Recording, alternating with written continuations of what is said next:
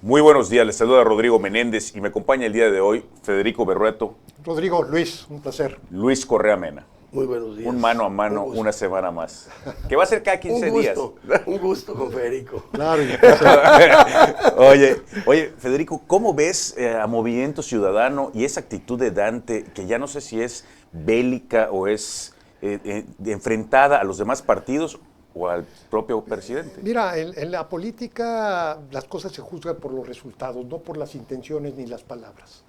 Y en ese sentido, Movimiento Ciudadano, al menos si lo juzga uno por el Estado de México y Coahuila, que en Coahuila fue irrelevante, pero en el Estado de México sí fue fundamental, Movimiento Ciudadano fue funcional a López Obrador.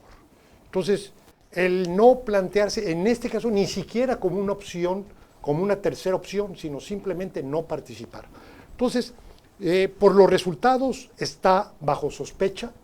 La postura, ni siquiera diría de Movimiento Ciudadano, de su dueño, que es Dante Delgado. ¿Y por qué digo de Dante Delgado? Porque ya salió el gobernador de Jalisco pues a decirle lo obvio, que no pueden mantenerse en una postura aislacionista porque es claramente funcional al interés de una de las partes, ¿verdad? Y además una forma vergonzosa que la expresión se llama esquirolear. Eso es lo que está haciendo Movimiento Ciudadano en el marco de la oposición. Sale el gobernador de Nuevo León. Pues los gobernadores comen de la mano del presidente por razones de seguridad, por razones de necesidad, por razones de presupuesto. Los gobernadores, y así ha estado probado, y más con el estilo de gobernar del presidente, es que son muy pocos los gobernadores que mantienen una postura de independencia y de dignidad ante, no digo el presidente de la República, ante el coordinador de campaña de Morena, que se llama Andrés Manuel López Obrador, porque presidente no tenemos. Luis Correa. No hay tiro. No hay, tiene que haber. No, estoy totalmente de acuerdo. Vas a suscribirlo. Suscribo en sus términos lo dicho por Federico. Es más, nunca ha dicho más claro, creo yo. La posición de Dante ha sido no solo aislacionista, sino chantajista, esquirolera, como dice Federico. Es claro que ha jugado en los resultados para beneficio de las pretensiones del presidente. Nada más diferiría un poquito o precisaría algo cuando dijo que hay gobernadores que comen de la mano del presidente. Hay algunos que comen sobre la mesa y otros en el suelo. Nada más. Federico. Bueno, el cuarto de servicio. Oye, pero esto definitivamente estaría ayudando al presidente o al partido a Morena. Definitivamente eso ha hecho hasta ahorita. Y es en el dilema en que está hoy, de cara al 24. Pero fíjate que cambia la actitud con respecto, por ejemplo, pues al PRI, que es un partido que sería su similar, o al Partido Verde. Mira, ¿No? cambia su posición, pero olvídate ahorita los colores.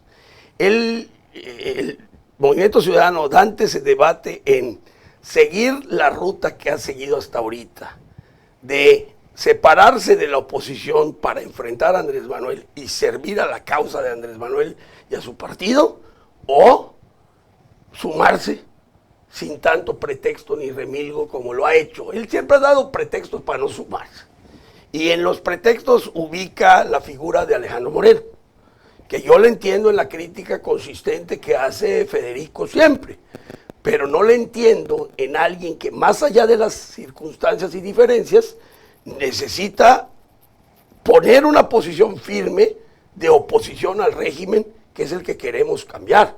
Eso es todo. Dividir el voto, y en el caso del Movimiento Ciudadano, del Partido Verde, de todos ellos, a nivel nacional, sería beneficiar al partido en el gobierno, porque es el que sí tiene bloque. Sí, pero a costa incluso no nada más de la oposición, sino de Movimiento Ciudadano. ¿Por qué Enrique Alfaro y por qué el coordinador de los senadores de Movimiento Ciudadano salieron a decir, hagamos un acuerdo con la oposición? Porque ellos están viendo la elección de gobernador de Jalisco. Si Movimiento Ciudadano se va solo en la federal, se va a ir solo en Jalisco, y en Jalisco puede perder la elección porque es muy difícil que Movimiento Ciudadano pueda ganar en términos, digamos, de una fuerza consolidada en Jalisco si se va solo. Y por eso se está fracturando Movimiento Bueno, Ciudadano. es el mismo caso que puede ser en Campeche, ¿no? Que Campeche Capital tienen la alcaldía, pero si no va en conjunto con otros partidos van a perder. Así es. Pues lo hicieron, estatalmente. Luis, ¿y cómo? Claro. ¿Cómo? O sea, no es posibilidad, ya sucedió. Oye, ¿y cómo ves lo mismo de lo nacional en el caso de Yucatán? Tienes a un Movimiento Ciudadano ajeno a los demás partidos. Es más, tienes un propio PRI ajeno, ¿no? Mira, en el caso de Yucatán, Movimiento Ciudadano es una fuerza muy diferente a la que es en otros estados.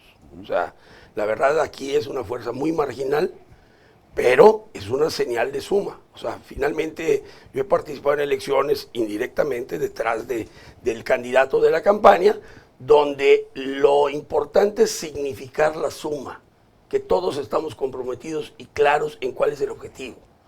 A veces sumar dos numéricamente suma 20. ¿Por qué? Porque la señal multiplica la aceptación. Y lo he dicho antes, contigo precisamente, que las sumas no son naturales en política y que una suma que transmite un mensaje poderoso de unidad y de esfuerzo y de puesta al servicio de los partidos del interés ciudadano puede multiplicar el voto. Lo mismo puede suceder. Oye, ¿y el caso del PRI en Yucatán? Porque es el partido que pudiera hacer la diferencia entre Morena y el PAN. Mira, yo hace varios programas que dije contigo que lo más importante era la suma con el priismo, una alianza con el priismo, es decir, los votantes y los operadores o los trabajadores electorales. No con el logo. No con el logo, y en ese momento el logo estaba encargado a Francisco Torres, ¿no? Pero nunca deseché ni en ese momento que se buscara la aceptación y el acuerdo con lo que yo le llamo los generales en política, los generales priistas, ¿no?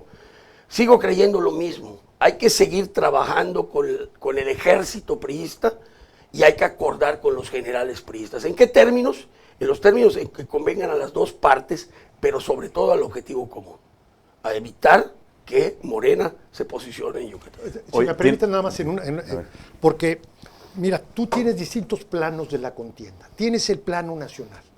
Y el plano nacional precisamente no admite fracturas dentro de la oposición, porque lo que está de por medio es la defensa del sistema democrático.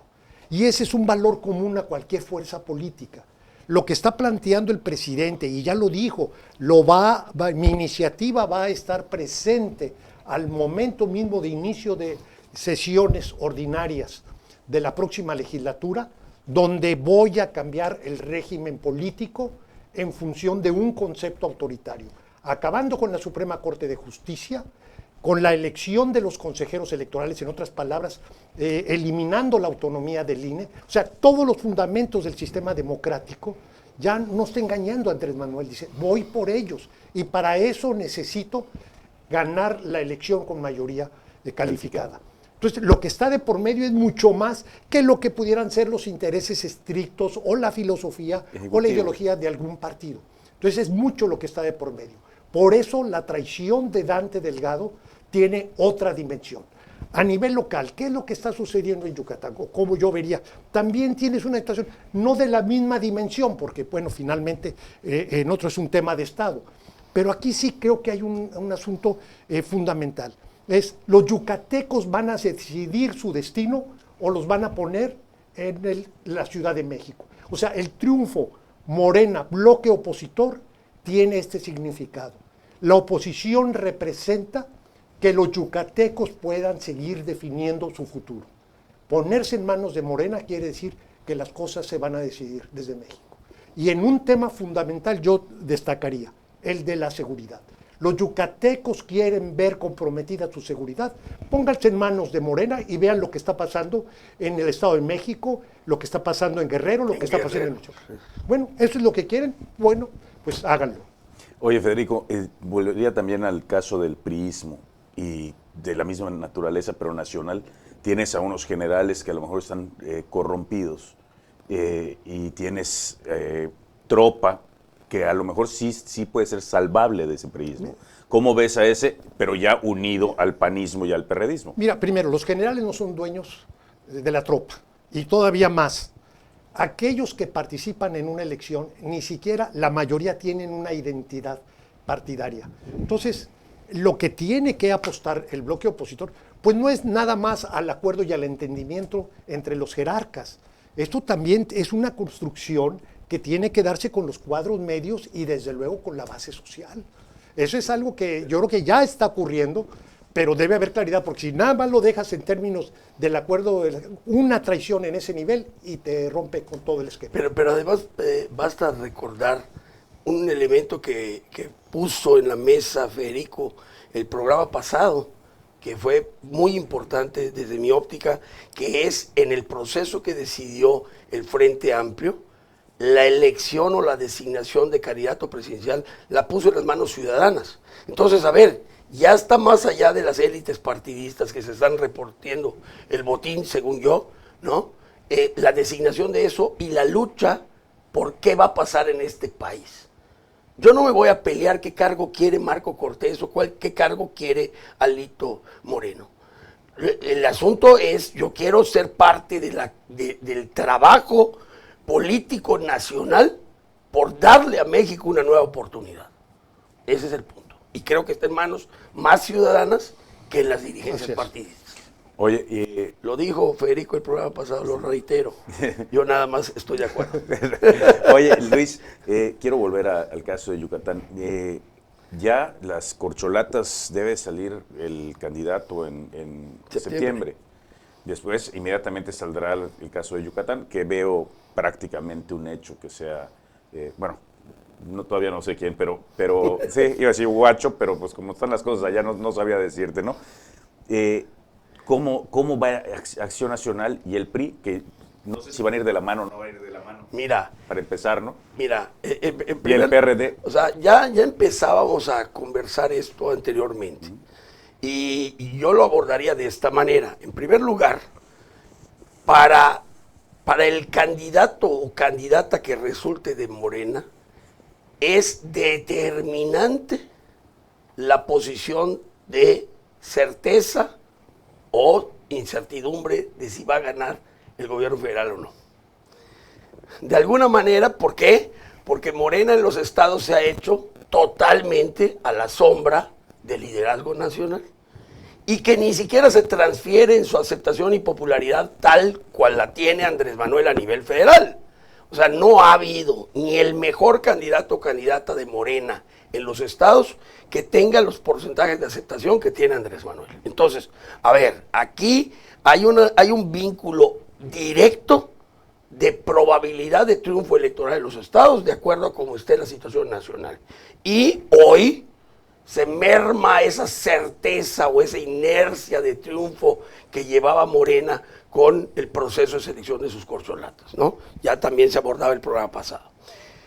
Yo también decía que el candidato de oposición en cualquiera de los estados, pues va con un ánimo diferente a la contienda, aun cuando el proceso local sea muy local, como Yucatán, se mantiene distante de lo que sucede a nivel nacional. Y podemos ver elecciones pasadas. La elección inmediata anterior del 2018, aquí se gana la gubernatura, el PRI gana la senaduría y Morena y Andrés Manuel gana la elección a la presidencia. A ver, las elecciones locales en Yucatán tienen un fuerte ingrediente local y son ajenas en cierta manera a lo que sucede nacionalmente. No veo a eso, no veo así a Morena, y en el caso de la oposición, pues veo que tiene una energía diferente, entrar con probabilidades de un resultado diferente a nivel federal. Normalmente, Federico, las campañas, y ahorita dice Luis que al contrario, el caso de Yucatán, es como una campaña paraguas, realmente es la campaña presidencial y las demás nada más son de operación del territorio, ¿no? Depende de la tradición de cada partido. ¿Y de cada estado? En cada estado, claro.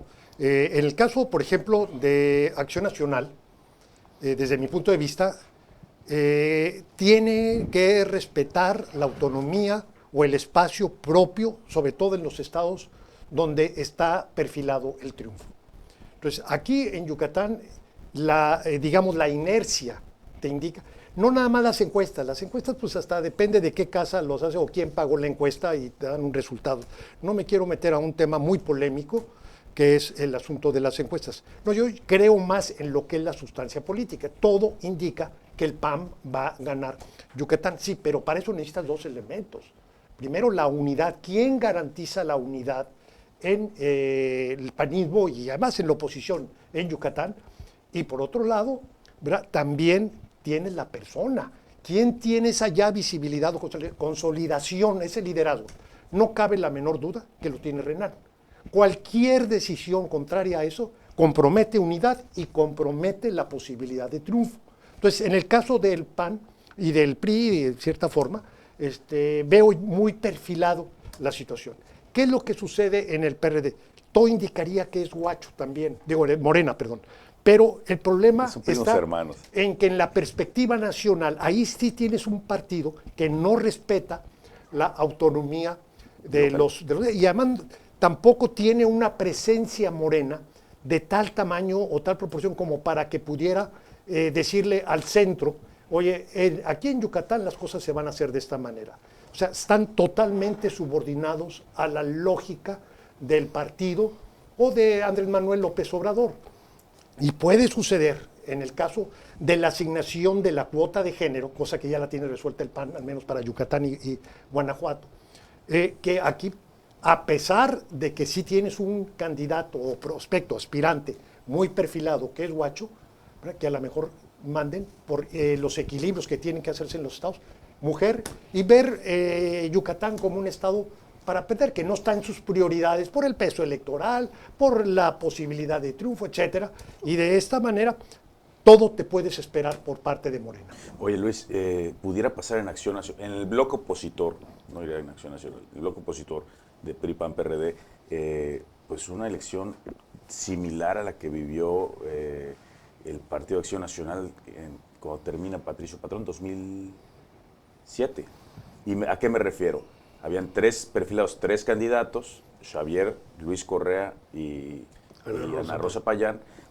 Sale Xavier Abreu, digamos que el correísmo, no voy a decir que jugó en contra, pero sí hizo brazos caídos, y el anarrosismo de plano se sale del partido y jala el mantel para todo, para que se caiga todo, ¿no?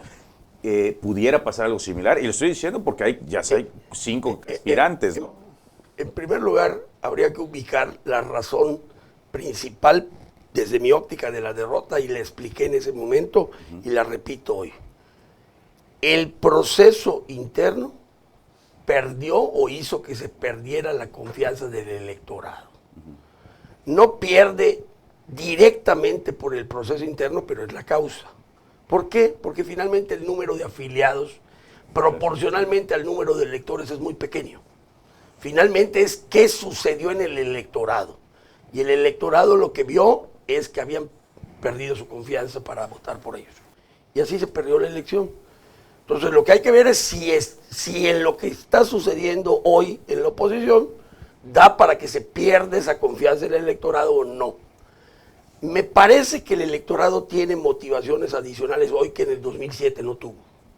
O sea, hoy el electorado tiene la necesidad de definirse frente al planteamiento que hacía Federico de tener un objetivo mayor, muy por encima de nuestras diferencias, respecto a la defensa del sistema democrático en México. Respecto del México que conocimos y en el que hemos vivido los últimos 60 años, tal vez, ¿no? Eso es lo que tiene el electorado como motivación. Entonces, de repente, aún sucediendo algo similar a lo que pasó en el proceso interno del PAN del 2007, no sé si el electorado sería suficiente eso para desencantarse de un objetivo mayor, que es de él, no es de afectación de los partidos políticos, sino es de su vida en México en los próximos años. No creo que sean situaciones similares. Definitivamente los errores sí hay que evitarlos siempre. O sea, si tú cometiste un error, aunque no vaya a derivar en lo mismo, 20 años después, hombre, no lo cometas, ¿no? Y en ese sentido, pues creo que lo decía Federico, si tienes un candidato que está perfilado, posicionado con suficiente ventaja interna y posicionamiento externo, hombre, en la medida en que tú le abones al fortalecimiento de eso, reduces el margen de riesgo, y en la medida que tú tratas de vulnerarlo por distintas razones o circunstancias, pues aumentas la probabilidad de un desenlace distinto del deseable. Bueno, pues le agradezco mucho a Federico Berrueto, a Luis Correa. Eso nos acaba el tiempo. Nos vamos a un corte y volvemos. Gracias.